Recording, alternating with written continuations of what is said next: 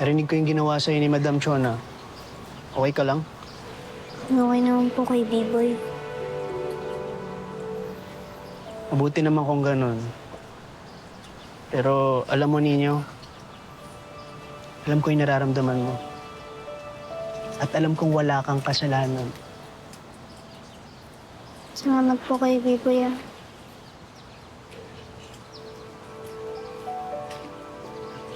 Naunawaan kita. Napakadali kasi manghusga ng mga tao sa mga kapwa nila. Kahit di naman nila alam yung buong katotohanan. Bakit po? Nasgaan ka rin po ba?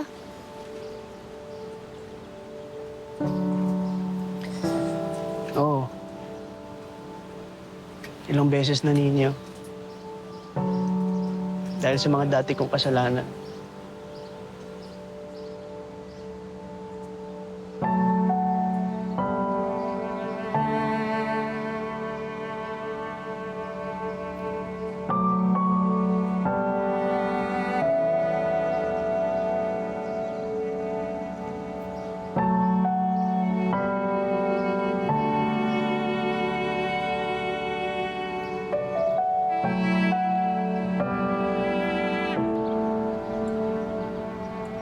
Jonah,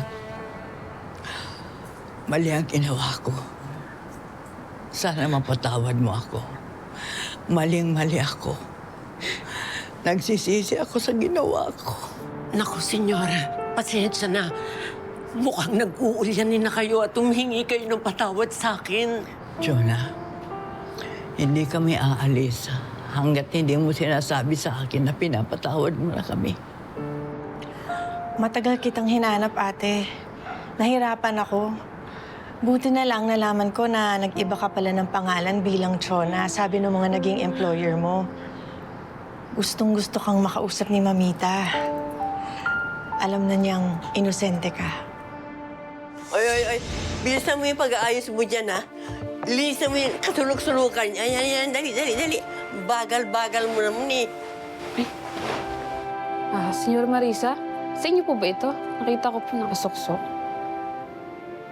Sing-sing. Matagal ko nang hinahanap ito, eh. Mamita, si Ate Charity. Oh my God.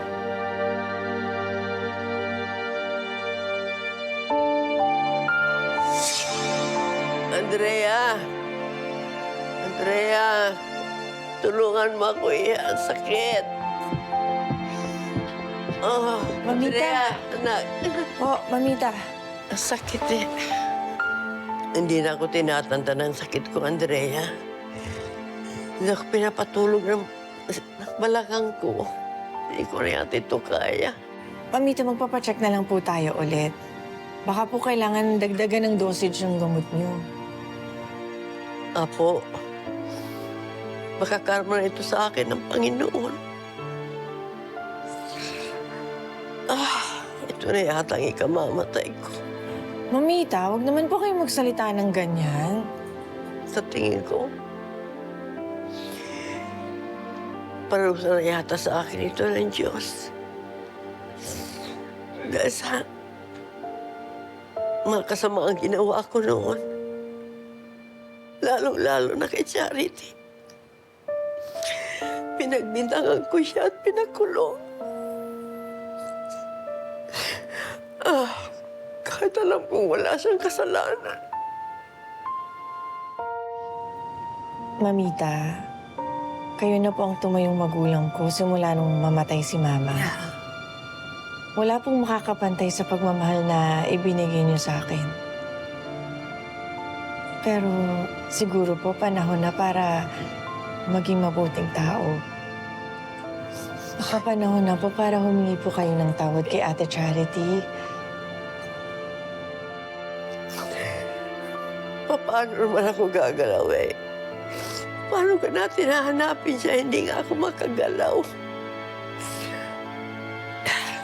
Mamita, ako na po muna maghahanap sa kanya. Kapag nakita ko na po kung saan siya nakatira, pupuntahan po natin siya.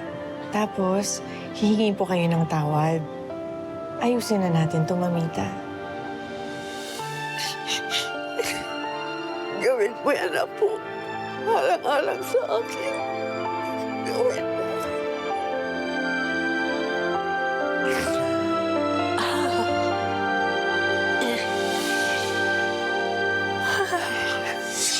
Jonah, alam kong naging makasarili ako at mapanghusga. At inuusig ako ng konsensya ko. Kaya ako pumunta rito para humingi ng tawad sa'yo. Sana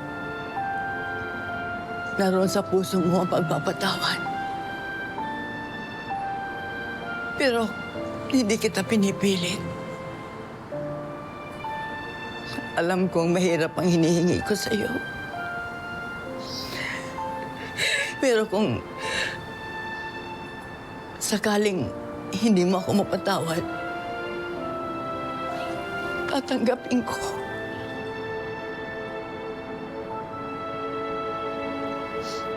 Muntik niyo nagsirain ng buhay ko.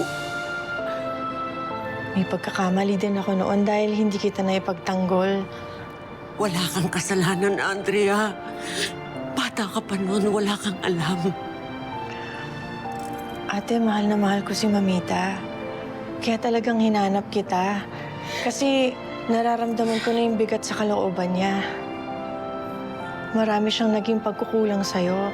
Kaya ako na mismo ang humihingi ng tawad para sa kanya.